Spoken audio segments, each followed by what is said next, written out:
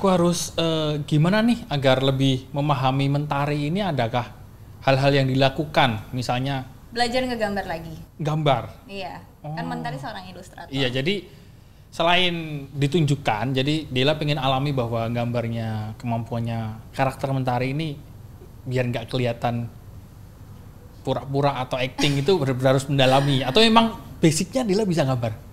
Iya kan tadi di awal aku Betul. bilang mentari kan ilustrator. Kebetulan aku juga Sama. dulu pernah belajar menggambar. Jadi pas kebetulan banget waktu aku mendalami karakter mentari aku belajar ngegambar lagi. Oke. Nah ini nih selanjutnya pertanyaannya lebih umum nih.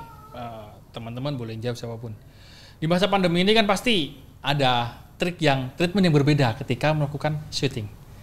Mungkin yang sebelum pandemi kita bisa ya bebas tanpa protokol. Nah tapi kalau dari teman-teman sendiri ketika masa pandemi seperti ini ada kesulitan nggak sih, atau ada trik khusus nggak? Boleh dari Herman dulu, atau Mentari, atau dari Arya? Herman silakan. Trik khusus tadi di syuting masa pandemi. Sebenarnya trik khusus sih nggak ada, tapi dari Antelope dan B sendiri kan dia sangat-sangat mematuhi protokol ya. Dan sampai kita mau syuting pun berapa kali sih, ada sebulan ya.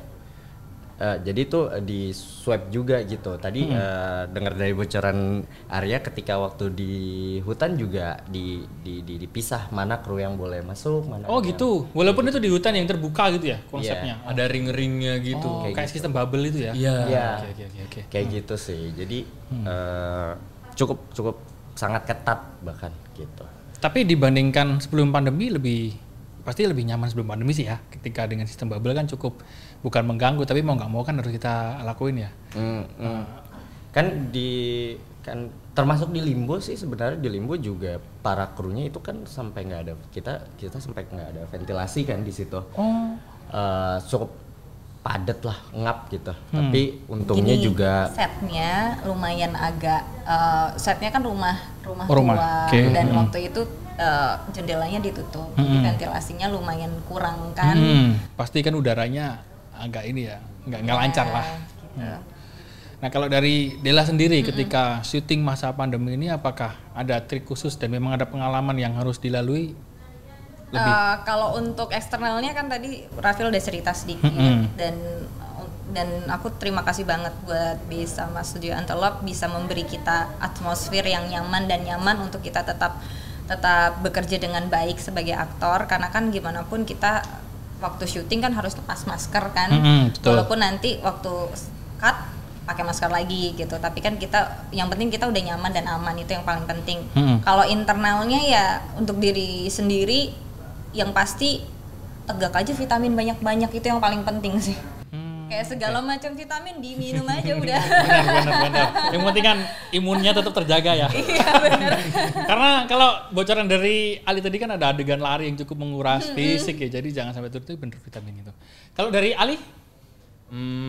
Hidung sih paling. Apa itu harus maksudnya? biasain dicolok. Oh gitu, oke. Jadi kita harus ini ya, terbiasa dikorek-korek. Biasa dikorek-korek, mungkin sebelum korek bersihin dulu hidungnya ya kan. Berapa kali sih? Biar nggak malu. Oh iya benar.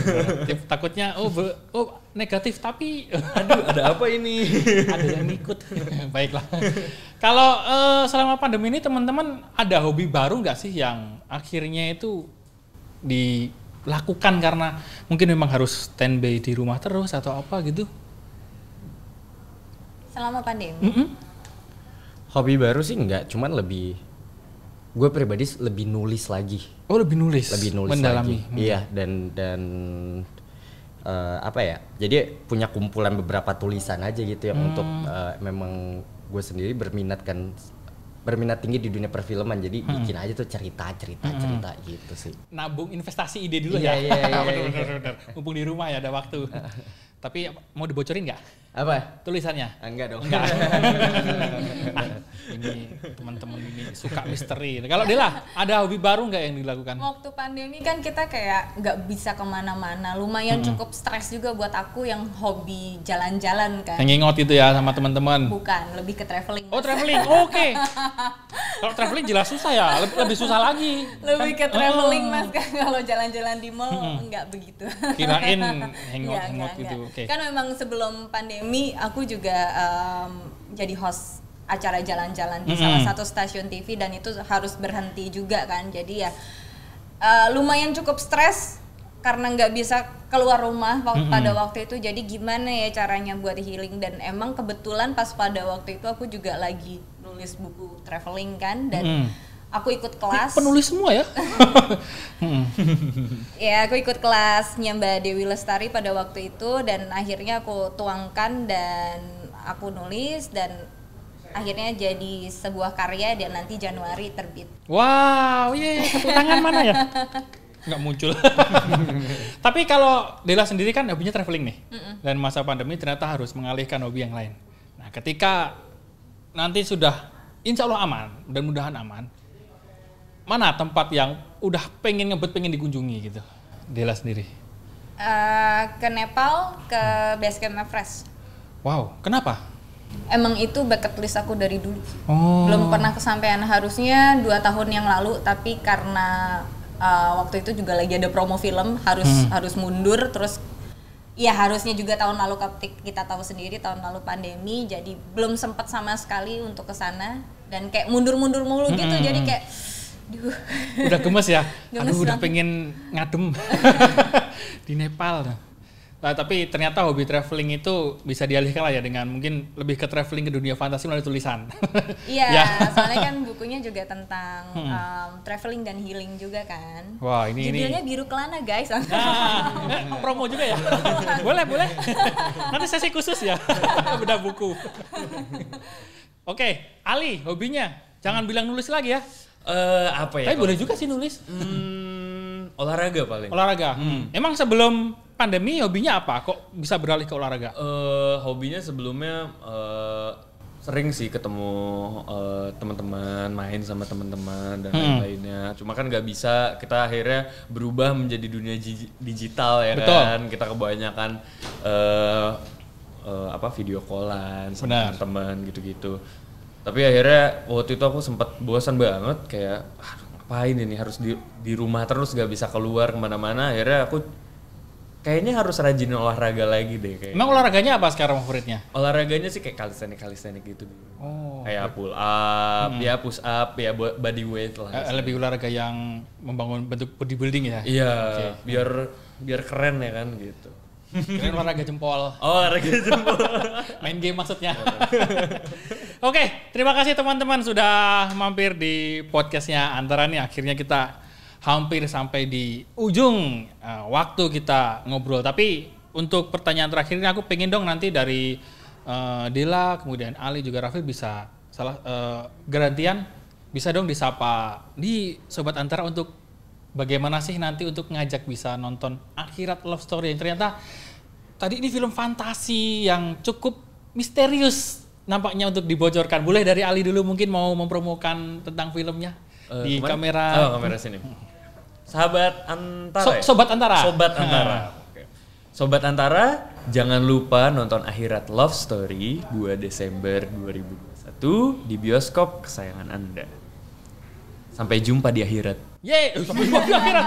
Bener juga sih, tapi aku takut itu ajakan yang oke. Ajakannya serem ya.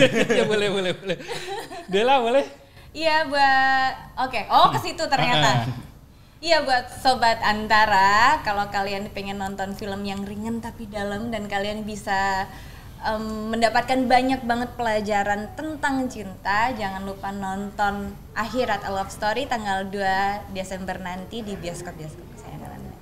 Sampai jumpa di akhirat juga. Wow. Baiklah, dari ini Rafil. Sobat Antara, Sobat Antara jangan lupa ingin merasakan film fantasi romance pertama di Indonesia, jangan lupa nonton Akhirat tanggal 2 Desember 2021. Sampai jumpa juga di akhirat. Wow, kita temu Love story. Iya benar. Akhirat love story. Jangan lupa ada love story.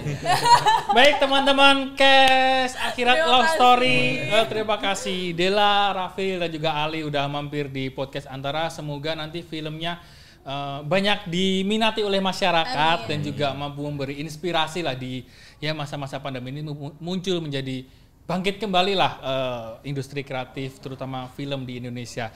Baik Sobat Antara, demikianlah obrolan saya bersama teman-teman Kes Akhirat Love Story. Saya juga nggak sabar nih, ternyata filmnya film fantasi yang cukup misterius dan aku pastinya juga pengen nonton bareng-bareng nanti ketika launching pertama.